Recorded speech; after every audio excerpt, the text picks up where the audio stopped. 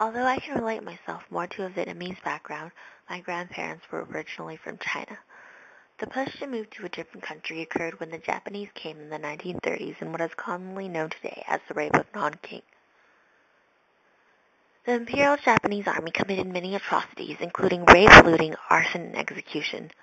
My grandparents were afraid, so they fled to Cambodia, where one of their friends lived. Their friend taught them how to do dental work, although that wasn't enough to support them, so they also made paper flowers for a living. Life was pretty tough in Cambodia, so when their cousin told them about the many opportunities that were available in Vietnam, they moved to Saigon, a big city in southern Vietnam. There they continued their dental work business and had 8 kids, 2 boys and 6 girls. One of the girls was my mom. Meanwhile, North Vietnamese leader Ho Chi Minh decided to lead the Viet Minh independence movement, creating the Democratic Republic of Vietnam. Ho Chi Minh gained more power and began spreading communism throughout northern Vietnam.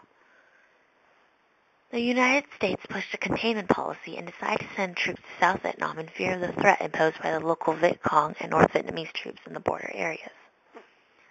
And so the war between the North and South Vietnam escalated.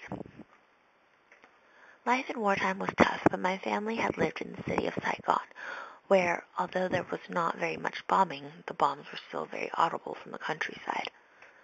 2 of my mom's brothers decided to fight in the army against the Viet Minh.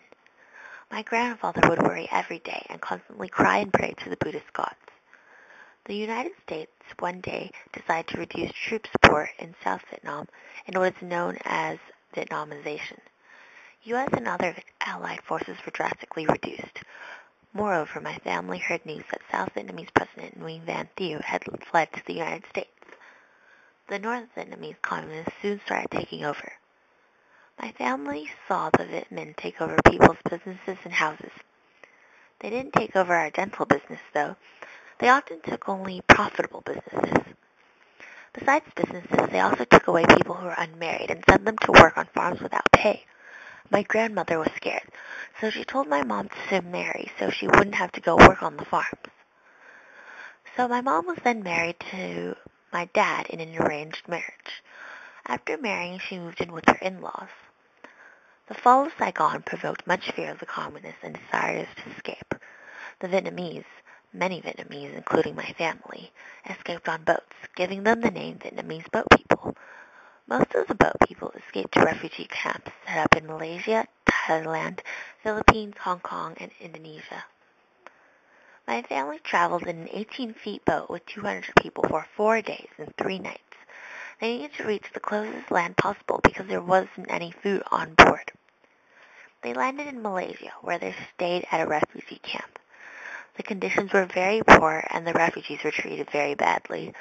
My family was fenced in and would watch as those who tried to escape got their heads shaven off.